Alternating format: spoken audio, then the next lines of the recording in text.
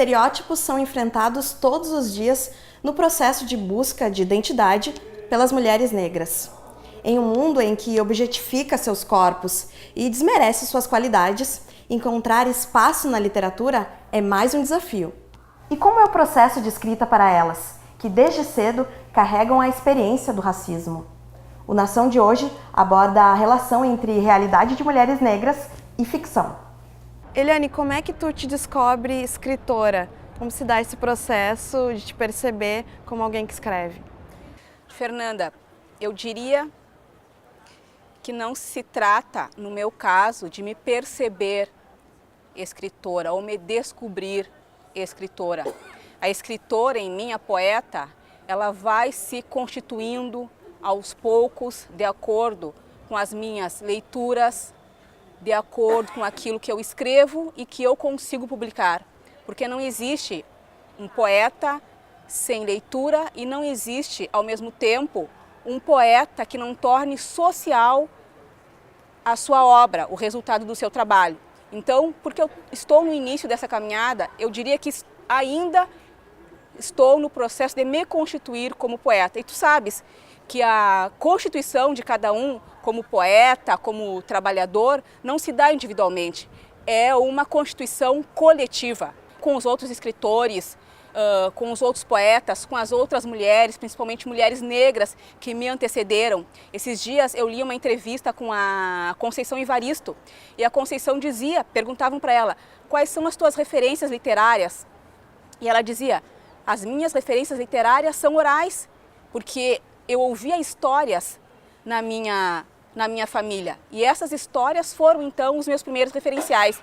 Interessante porque eu estava lendo há algum tempo um livro chamado Sonhos em Tempo de Guerra, do grande escritor queniano Wachongo. E ele contava algo que eu achei interessantíssimo, que durante a noite a família dele, a grande família, se reunia e eles ouviam histórias, mas essas histórias só poderiam ser contadas à noite porque durante o dia elas perdiam toda a sua magia. E o Wachongo contava que a grande competição entre ele e os seus amigos, ou entre ele e seus inimigos, era a competição de quem contava as melhores histórias. Não era guerra, lutas, disputas, não. A competição era eu conto a melhor história ou tu contas a melhor história. E isso tem muita relação comigo e com muitas mulheres, principalmente mulheres negras, porque também as minhas referências inicialmente são orais. Negra, palavra bendita que saiu de tua boca como insulto e que transcende em minha dança, em minha história, em minhas crenças, em minha luta, em minha vitória, que corporifica em meu sorriso de perplexidade de tua pobre, medíocre ignorância.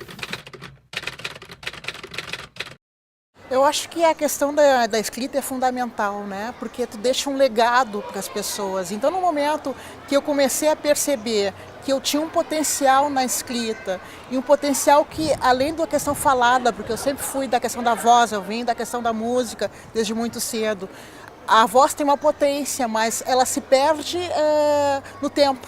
Enquanto a escrita não, a escrita ela permanece e as outras pessoas vão poder ter contato com o teu legado, né? Então teve um momento que eu me percebi que as pessoas elogiavam muito as minhas poesias, eu ia a muitos sarais aqui em Porto Alegre, e as pessoas me perguntavam por que tu não tem algo escrito, né? E nesse momento, em 2013, que eu me dei conta que eu era realmente uma escritora e que eu tinha que começar a deixar o meu legado de forma escrita, né? E daí, a partir daí, então, comecei a publicar, né? Publiquei o primeiro livro em 2013, que é A Vida Pulsa. Depois veio o Negra Soul em 2016. E durante esse meio tempo, várias antologias, né? E entre uma das antologias, que eu sou uma das co-organizadoras, é o Pretessência do Supapo Poético. Mas nesse meio tempo, de 2013 para cá, são mais de 14 antologias com outras pessoas, né? Publicação em blogs, publicação em revistas, em sites diversos. Então, nesse momento, em 2013, realmente que eu me dei conta o quanto era importante o que eu já fazia anteriormente, sem me dar conta que eu podia colocar isso num formato onde as pessoas pudessem ter mais acesso. Se mancenilhas na língua, norma de pedra e sabão. Se as prontas tortilhas, 2 pulos sobre as patas do boi. Se o sôngoro sabe, se contra couro, querela savana. E se Irene não a lei, e se Irene não senhor, e se não tão preta, e nem tão boa, e se ainda aos piores mortos, o amém das moças. E se não, não iaiá, e se tome, e se ainda o amontoado a tamanca, e se alguém, o pano, disfarçá-lo como um manto, a animalha dilúvio, a cruz escudo, a rotina dos túmulos pela última vez. Aldelá, ó gente do Alabama, tombem as louças contra a lâmina, seu manuseio, a convenção mais antiga, banida dos brasões aqueles, ranhura na sala dos infantes. Como a tua condição de mulher negra impacta na tua obra? O fato de eu ser mulher, ser negra, atravessa a minha escrita tanto quanto tudo na minha vida. Mas eu não tenho uma obra militante, né? Ela não é uma obra militante. Eu quero manter a liberdade de escrever sobre tudo o que eu quiser. Mas aí tem um parênteses. A nossa condição negra, ela é tão taxada de significados sociais e de significados pejorativos que eu acho extremamente importante que quando se diga, bom, fulano é escritora, fulano é escritor, e aquela pessoa é negra, que se diga sim que ela ou ele é negro ou negra. Porque tem um problema, né, de visibilidade, né, de um esquecimento, de um apagamento. Isso. Que se apareça o negro ocupando todos os lugares na sociedade. Em meu corpo, 2 mundos, África e Europa. Europa domina a África, Europa subjuga a África. Europa vende espelhos, ignorantes de África. Em meu corpo, 2 mundos, África se derrama sobre a Europa. Resistência, palavra e ritmo. Em meu corpo, a revolta. Meu corpo em Europa, que não é a Europa. Meu corpo em África, que não é África. Meu corpo, novo mundo. Em disputa, meu corpo, revolução.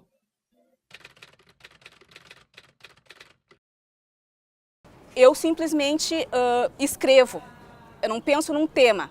Contudo, existe sempre uma interrogação que me persegue, que me acompanha nessa escritura.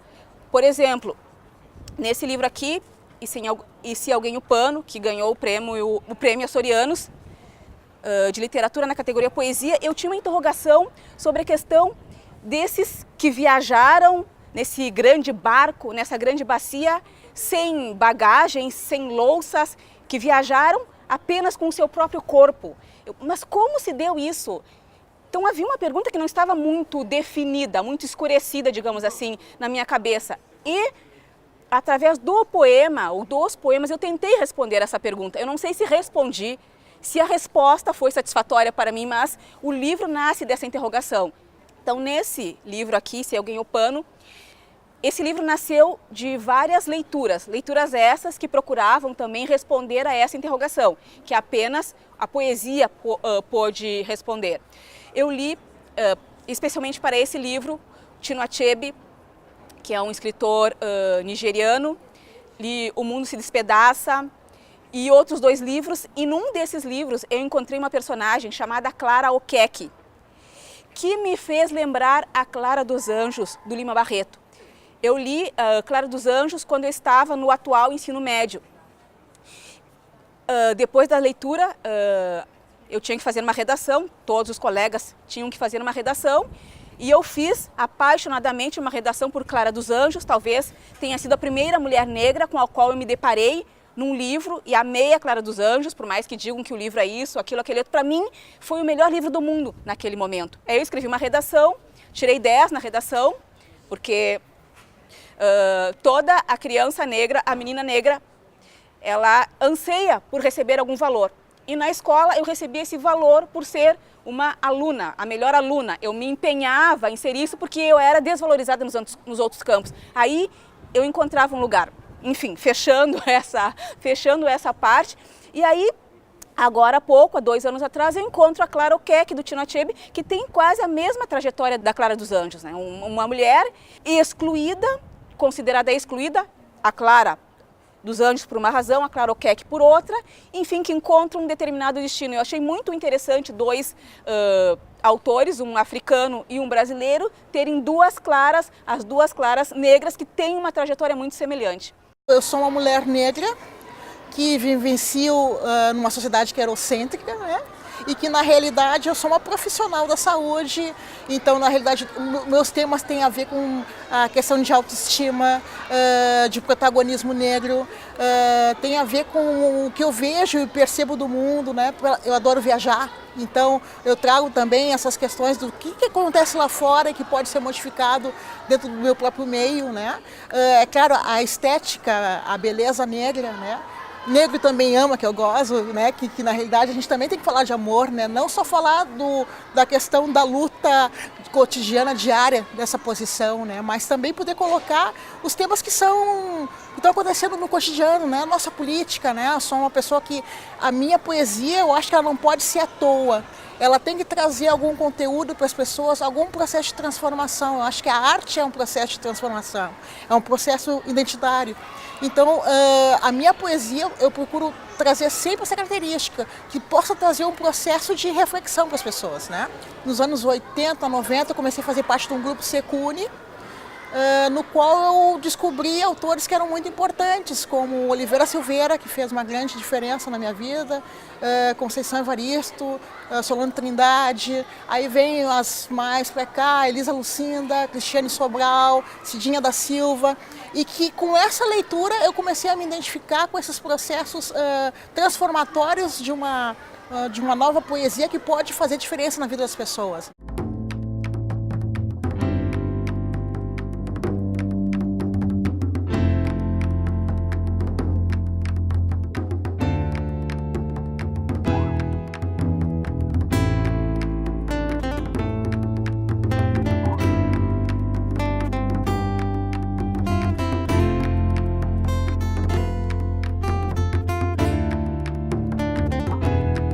Capitão do mato, por que matas a tua consciência?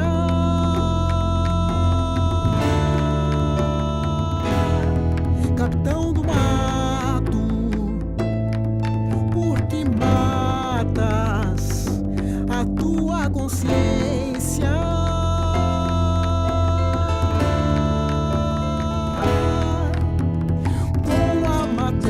Dos teus, eu só te pergunto, afinal, quem morreu com a matança dos teus? Eu só te pergunto, afinal, quem morreu? Reza a lenda que foi o teu eu, reza a lenda que foi o teu eu, reza a lenda que foi o teu eu, reza a lenda que foi o teu eu, reza a lenda que foi o teu eu, reza a lenda que foi o teu eu, reza a lenda que foi o teu eu, reza a lenda que foi o teu eu. Contadora de histórias, Teresa Cárdenas tem se destacado na nova geração de escritoras por retratar a voz da mulher negra. A condição e a ancestralidade do povo negro cubano são marcas do seu trabalho. Ela esteve no Rio Grande do Sul recentemente e nós aproveitamos para conversar com ela sobre literatura e racismo. Teresa, tu começa a escrever a partir de uma percepção sobre a literatura que tu tinha contato, né? Conta pra gente como é que foi esse teu encontro com a literatura e como surgiu a necessidade de contar tuas próprias histórias. Yo pretendí identificarme con personajes que no estaban en los libros para niños y jóvenes.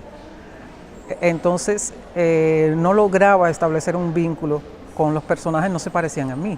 Yo recuerdo de algunas veces que iba a la biblioteca y preguntaba, yo quiero un libro donde hay una niña como yo. Y nunca había una niña como yo en los libros, ¿no? De ahí surge la necesidad, te digo, de una ausencia, ¿no? De un vacío, surge la necesidad de comenzar a llenar, ¿no? Esos espacios en que no solo niñas, como era yo en aquel entonces, no podían identificarse, sino otros niños también, negros, en Cuba, y chinos, porque Cuba toda es una nacionalidad compuesta de gente que viene de diferentes partes del mundo, no solamente es la española y la africana, hay de muchas partes del mundo. Pero primeramente yo quería que aparecieran personas que no estaban. Luego me di cuenta que la mayoría eran negros. Pues yo quería que apareciera alguien como yo, que vivía con una mamá sola, que no tenía pai, éramos muy humildes, ¿no? Y luego me di cuenta que eran negros. Preparei caldo para ela com muita carne e esperei que acordasse de novo. Olhando para ela assim, tão quieta e tranquila, parecia outra pessoa. Não sei por que é tão má comigo. Nunca lhe fiz nada. Às vezes fico pensando como seria se a gente se desse bem. Se gostássemos uma da outra de verdade. Mamãe, que gosto deve ter os beijos da avó?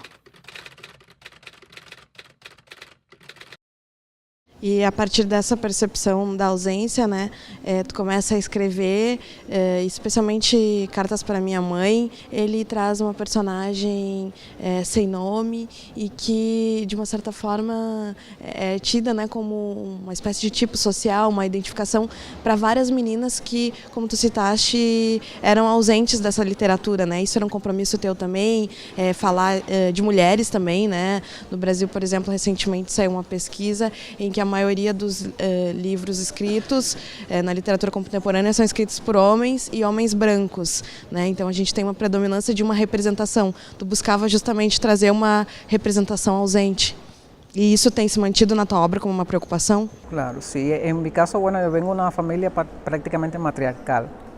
Eso es una situación también que tenemos muchas mujeres negras que estamos solas al cuidado de la casa, de los hijos, del trabajo y de todo.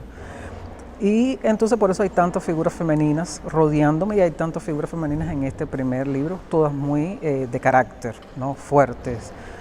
Como siempre digo en algunas entrevistas, me gustan mucho los personajes antihéroes, pero hay también muchos personajes que son, digamos, feroces, ¿no? Son personajes que son tormentosos, que son violentos, no violentos para bater a alguna persona, sino violentos en su carácter, porque ha sido la manera de fortalecerse ellos mismos para poder sobrevivir.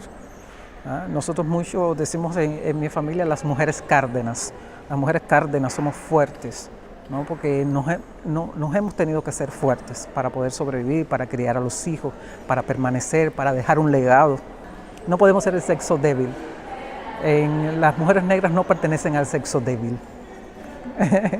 Pertenecemos somos mujeres de generación fuerte, ¿no? Que tenemos paso de elefante, que pasamos y la tierra se estremece. No puede ser de otra forma. Entonces estos personajes sí aparecen en mis libros. Hay también muchos mitos que se rompen. Por ejemplo, está el mito de la abuela, que siempre tiene que ser tierna, que siempre tiene que ser solidaria, ¿no? Aquí también es una abuela que no tiene que ver con eso. Se habla de la menstruación. Todos estos temas que hay en este libro no aparecían en los libros para niños y jóvenes. Otras muchachas hemos tenido experiencias terribles con la menstruación, no nos hablan, no sabemos. Y entonces este personaje aborda todas estas también temáticas, la violencia contra la mujer, el racismo, discriminación entre la familia negra, ¿no? El abandono de un niño, ser huérfano, ¿qué significa? Tener fe, ¿qué significa? Creer en Dios, ¿qué significa? Creer en Orisha, ¿qué significa? Ser un anciano, ¿qué significa? Todas esas cosas, ¿no? Están en ese libro. Y fue muy difícil porque es un libro por cartas y no todas son largas.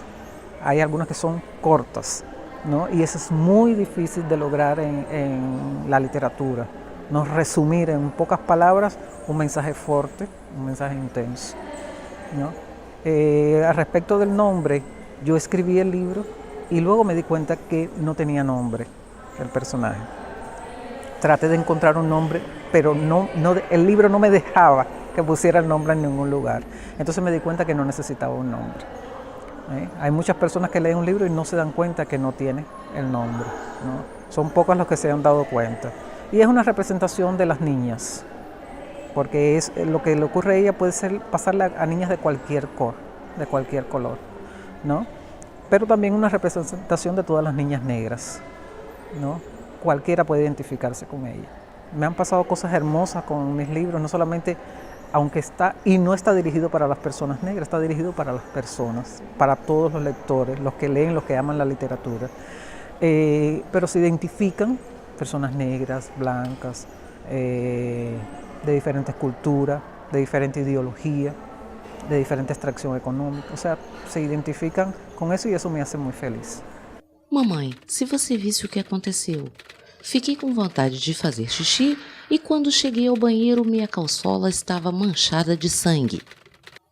Fiquei muito assustada. Titia disse que todas as mulheres têm isso. Segundo ela me explicou, agora sou mocinha. Como mulher negra, também na tua literatura tem essa representação da própria ancestralidade, né, de uma mitologia africana e também temas caros para a população negra, né, e que são em comum tanto com a população cubana quanto a brasileira, né, a herança de processos de colonização e também o processo de desigualdade e racismo, né. Quando uno empieza a escrever, sobre todo as pessoas negras, quando empiezan a escrever uma história, aunque sea ficcional, ahí hay muchas voces. Entonces, tú en ese momento eres la voz de los que no tuvieron voz. Tú en ese momento estás poniendo una historia de lo que hasta ahora una historia no ha sido contada y que ha llegado el momento de ser contada. Estás en un momento privilegiado de poder acceder a esas historias y pasárselas a los demás. Es una responsabilidad. No hago para escribir un libro, ay, qué bueno, me quedó el libro y demás. Incluso cuando trabajo en esta novela nueva que estoy trabajando, los nombres que utilizo son nombres reales de personajes, de gente que existió. No quise ponerme a inventar, bueno, ¿cómo le pongo a este personaje? No, de gente que existió, ¿no? Busco sus nombres y los agrego y los pongo. A veces he pensado que cuando termine esta novela, que creo que va a ser muy larga, al final voy a tener que poner bibliografía, ¿no? Porque es que estoy trabajando con libros muy diferentes, de temáticas diferentes, que me estão aportando muitas coisas. Que referências que tu pode citar para a gente que foram importantes para a tua formação como escritora, né? E até leituras que tu tem feito atualmente, de escritoras negras, escritores negros também, ou não negros? Bom, a mim me gusta muito a história, ¿no? E a vezes só por disfrutar leo la historia y pienso en eso, pero realmente me han hecho muchas de esas preguntas, influencias de autores que yo no tengo. Yo tengo influencia de gente que conocí, de la que me llamó a mí Macucupé, que era descendiente de esclavos, un nombre que yo adopté, Macucupé, de las personas que conocí, de mi madre, de mi abuela, de cómo eran, de aquel país de santo que conocí. Cuando era muy pequeñita, mi mamá me llevaba a las fiestas de santos en Cuba, allá en Matanza, de donde yo soy, las fiestas de santería. El olor de yo tengo un poema del olor de las flores, ¿no? Esas cosas que quedaron tan en mí, ¿no? De una risa, esas son las influencias que están en mi literatura. Por eso es muy importante para mí darle cabida a las sensaciones. Ninguém sabe o que a Lilita tem. Vovó está feito louca. Botou a casa de pernas para o ar com suas ervas. Depois pegou um galho de pau-ferro, banhou com cachaça, defumou com cigarro e limpou-nos com ele. Eu fiquei para o final. Como tem sido construída a tua relação com o Brasil já há alguns anos, né? Que percepção que tu tem do racismo aqui no Brasil? O Brasil é um país hermoso, lleno de pessoas lindas, pero hay algunos asuntos en Brasil que yo no logro entender. El problema del racismo, las reacciones de los racistas son lunáticos, es esquizofrénico.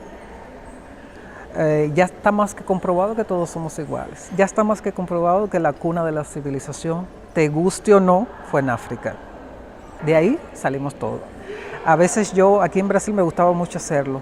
Antes de empezar, una conversa decía, levanten las manos todos los que se consideren afrodescendientes. Levante la mano, señora. Usted también es afrodescendiente. No, es como un poco como jugar algunas veces, ¿no? Y echarle en cara a la gente su propio racismo. Desgraciadamente el racismo es algo que nos afecta a nosotros los negros, pero también los blancos son víctimas de eso, ¿no? Y es una cosa contra la que tenemos que luchar negros y blancos juntos, por el futuro del mundo. Hoje ouvimos mulheres que utilizaram a prosa e a poesia para superar o preconceito de raça e gênero, que por muito tempo silenciou a gente negra na escrita. O Nação fica por aqui. Até semana que vem. Capitão do mato, por que matas a tua consciência?